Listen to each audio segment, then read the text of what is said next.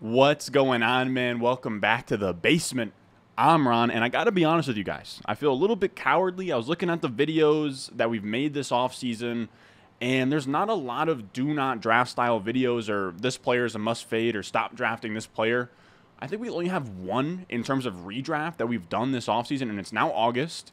And I know we make a lot of draft strategy videos, we make a lot of must draft videos, and I don't want to be one of those guys who only pumps up players to kind of shield myself from missing on takes and saying, oh, this player is not going to break out, and then he does break out. So we're going to talk about today 3 wide receivers you need to stop drafting as soon as possible in 2022 fantasy football. So with that being said, if you enjoyed the video at any point in time, make sure you go down below, subscribe, leave a like. Let's go. Thirsty, thirsty, trying to choose. I know I'm critical. My nitty bag. And first up, we have Christian Kirk, who has an ADP of 708 as the wide receiver 40 on Underdog. And in my rankings, I have him as my 811 as the wide receiver 47. Now, by the way, before we get into anything today, if you haven't already, make sure you check out Underdog, sign up on there, use promo code Ron. When you deposit, they will match your deposit all the way up to $100. We have our home leagues coming up very, very soon.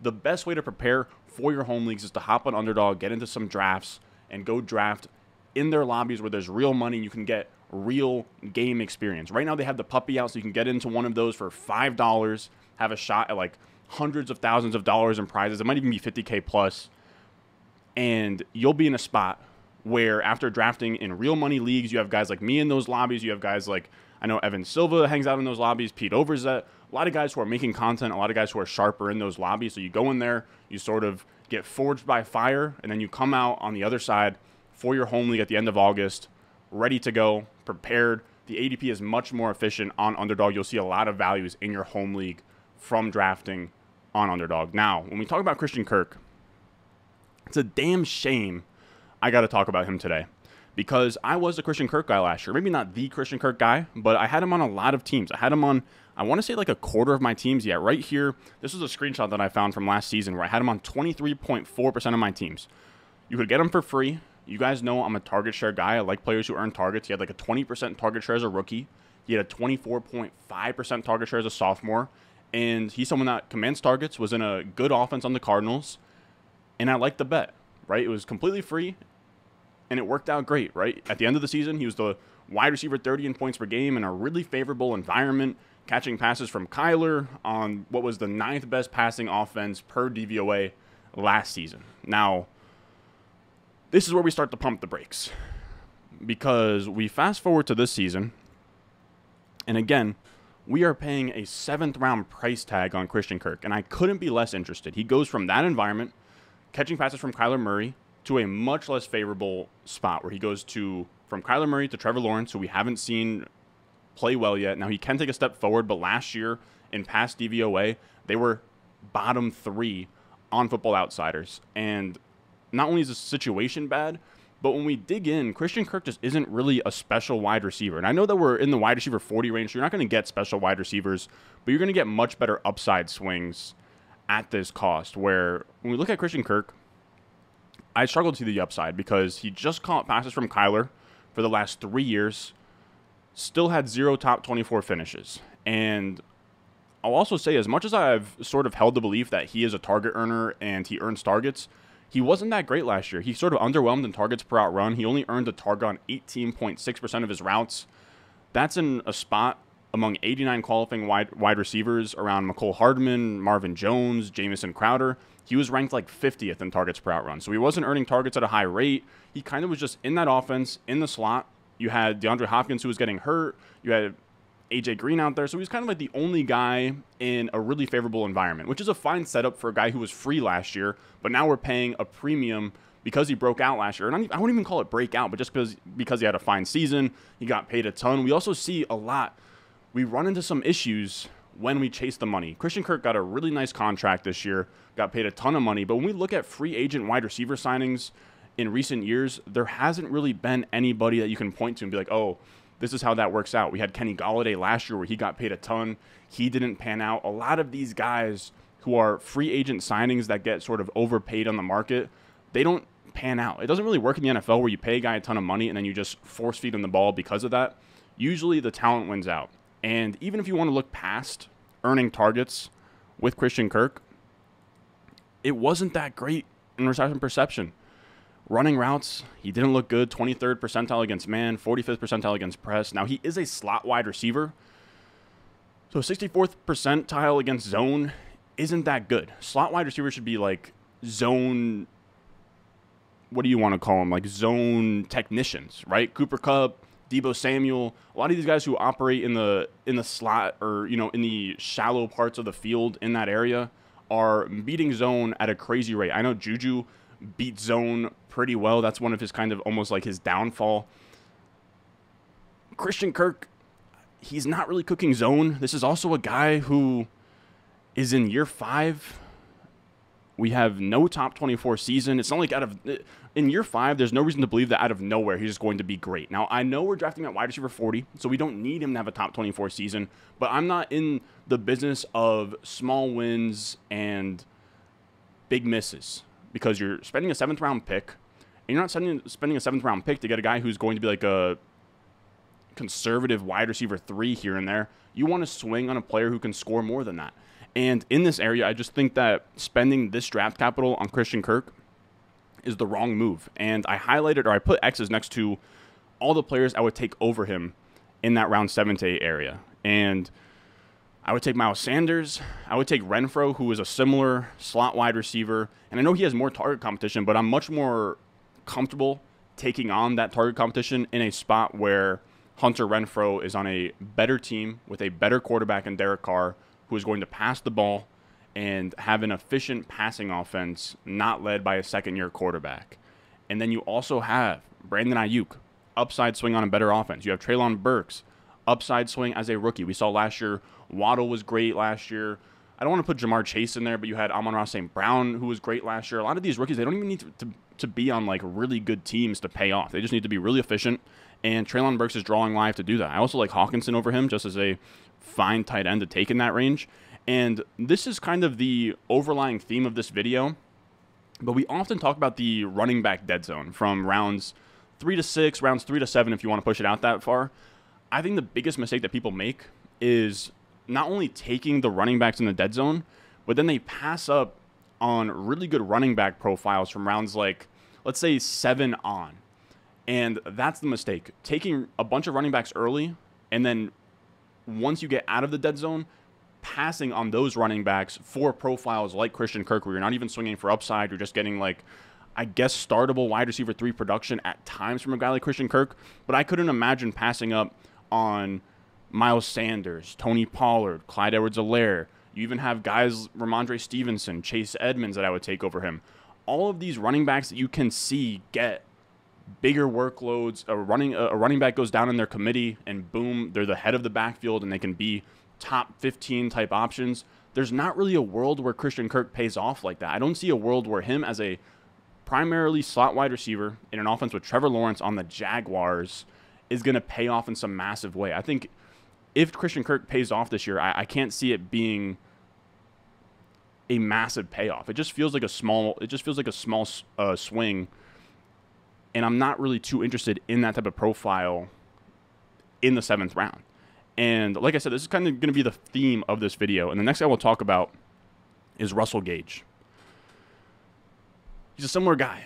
He's going off the board 809 as the wide receiver 46. I have him at 908 as the wide receiver 48. So I'm honestly not even that far off in terms of wide receiver rankings. I have him only 2 spots lower than consensus, but a whole round lower. And again, this is kind of going to be the overall theme of this video. I can't imagine drafting Gage here.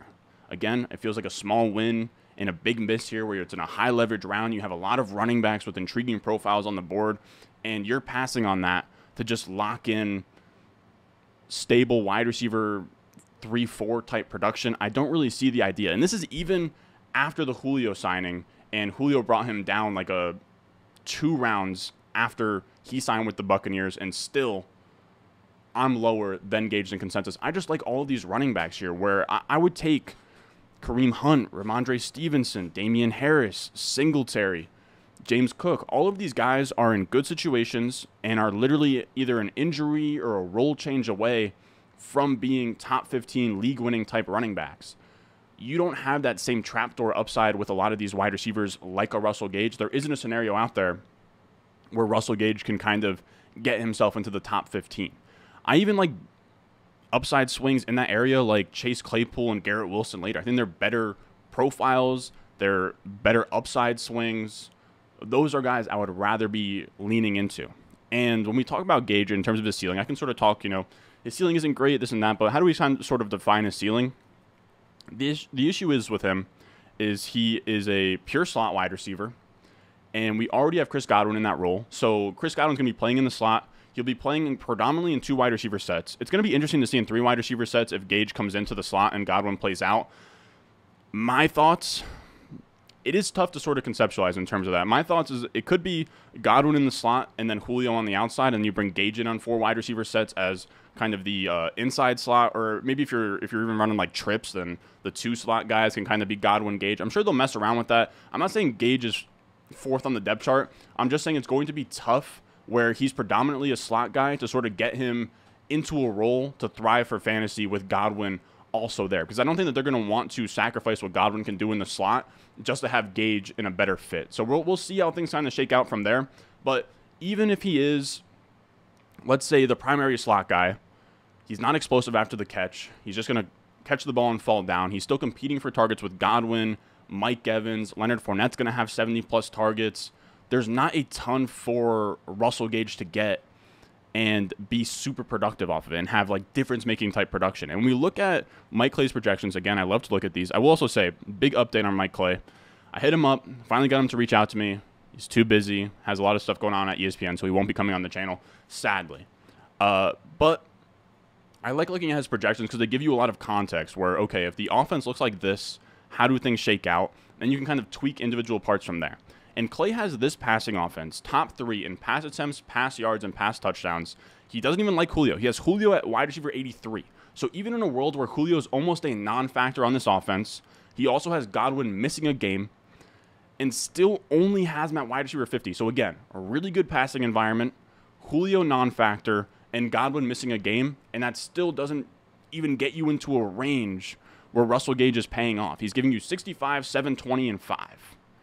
Again, it's just not a profile I'm going after. If you want boring slot wide receivers on good offenses, you can go for Tyler Boyd. If you just want your boring slot wide receivers, you can go for Jacoby Myers, Jarvis Landry. You can even go for Jamison Crowder, who's on a good offense. You can go, if not Jamison Crowder, then you can go Isaiah McKenzie. There's a lot of those profiles late. I think it's foolish to take Gage at a premium when you're passing up on all of these running backs. And it's actually pretty rare for me to say, like, you guys should be drafting running backs, but I truly do feel that way. And I really want to hammer that home here with Marquez Valdes-Scantling. Now, this one's laughable. He has an underdog ADP of 809 as the wide receiver 45. My ranks have him 1201 as the wide receiver 62. Now, I don't want to dunk too hard on that. There's like 4 rounds of difference there. I don't want to dunk too hard on that because I know best ball is different with a guy like Marquez Valdes-Scantling. People want the Chiefs. People want access to that Week 17 game where it's Chiefs versus Broncos. People also love the fact that he's like this deep threat wide receiver and he like fits the archetype of a best ball guy. But let's talk about him in high stakes redraft managed leagues. This will be a lot more like where he'll go in your home leagues. And again, remember, I have him at the 1201 in the NFC. So this is like the National Fantasy Football Championship or something. And he goes at the 1011 here as the wide receiver 55. I still have him a little bit over a round later than that. And I just think it's a no-brainer to go. Even in that area, when we look there at the back end of the 10th, you have Kenneth Gainwell right there. That's a smash over him. Darrell Henderson, Ronald Jones, all of those guys. All of those guys have pathways where they're Ronald Jones doesn't even need an injury. Darrell Henderson's like splitting snaps right now with Cam Akers. Kenneth Gainwell is drawing live to lead his backfield. This is a lot of upside we're getting in this area, and you're passing on that for a one-dimensional field stretcher in Marquez Valdes-Scantling who hasn't shown us anything at all. And I also want to highlight, this is what the red lines are, where this is what I would almost call like the money zone for the running back, or like the green zone, where we have the dead zone, but as soon as you get out of the dead zone in rounds 3 through 7, this is where it's time to hammer running backs. And this is where I'm loading up on running backs in hero RB builds and zero RB builds, just to kind of, crank out revolving door of RB2s. And I love the running backs in this range. You can go out here and get, the Chase Edmonds, the Miles Sanders of the world, the Tony Pollards, the Clyde Edwards-Helaire's. You can get Ramondre Stevenson, Kareem Hunt. James Cook is an amazing upside swing. You can even get guys, Melvin Gordon. I'm trying to look at Rashad White's another great one. It's a little bit small on my screen. I hope it's pretty big on your screen. But I would say that this green zone goes all the way down to Ty Davis Price and Khalil Herbert. Two guys who I think are still drawing live to lead their backfields, or maybe not even lead their backfields. I think Khalil Herbert, both of them are drawing live to carve out roles and not be pure handcuffs. I don't see either of those guys as pure handcuffs. I think Ty Davis Price can sort of work himself in. I think with a new coaching staff in Chicago, they're not going to be as motivated to use David Montgomery in like an 80% opportunity share role. But after that, that's when you get into like pure handcuff range. We have like Jamal Williams. You have, I wouldn't count J.D. McKissick, but you have guys like Deonta Foreman, Darrell Williams, who I would count in that area. Raheem Mostert's not super interesting. Brian Robinson.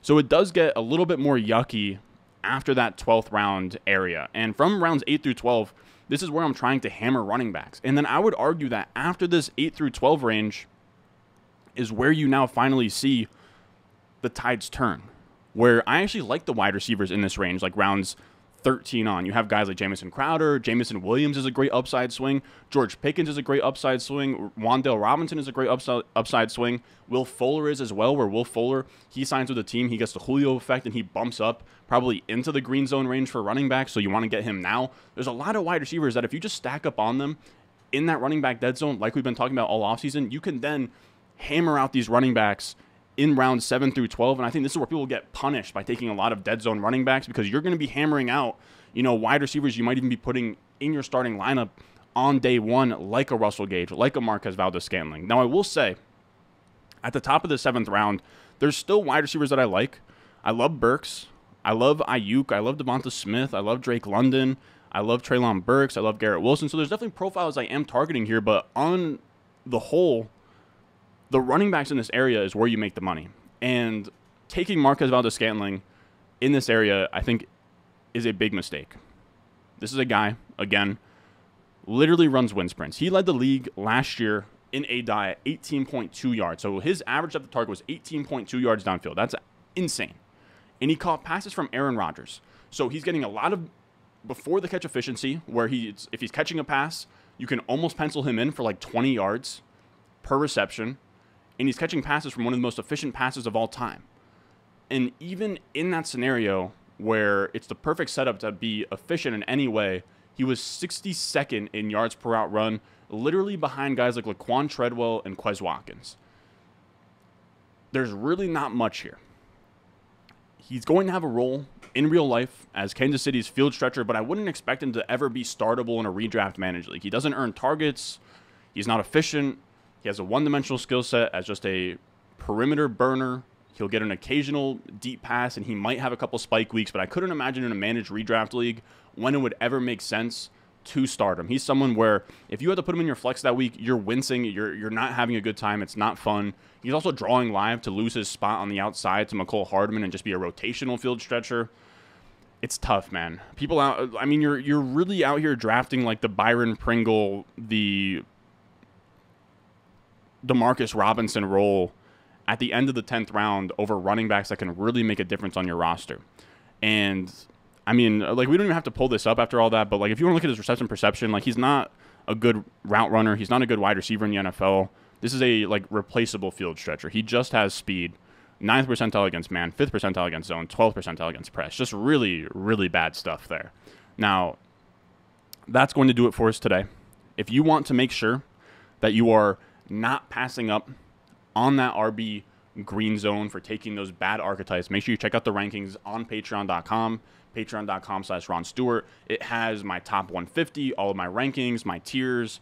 You also get in season my fab guidance, my rest of season rankings. It's literally like the all-in package at this point. But like I said, my rankings are set up in a way where it's pretty even between running backs and wide receivers early on, but I like them set up in a way where you start to structure your team in a smart way, right? How we talk about passing up on running backs in the dead zone, you're not going to see from pretty much a gap from like Breece Hall, ETN area to Dobbins, Montgomery, Zeke is just a shit ton of wide receivers to make sure you're hammering out wide receivers in that range. And then it completely flips. After that, you're going to see a massive tier of guys like Miles Sanders, Clyde Edwards-Helaire, Devin Singletary, Damian Harris, Ramondre Stevenson, all of those guys, to make sure that as soon as that tide switches, where I think these wide receiver archetypes don't make sense to take over these running backs, it immediately flips, so you're not taking low ceiling wide receiver threes. It just doesn't really make a ton of sense to me to grab those guys, especially in managed leagues. But that's going to do it for us today. If you enjoyed the video at any point in time, make sure to go down below,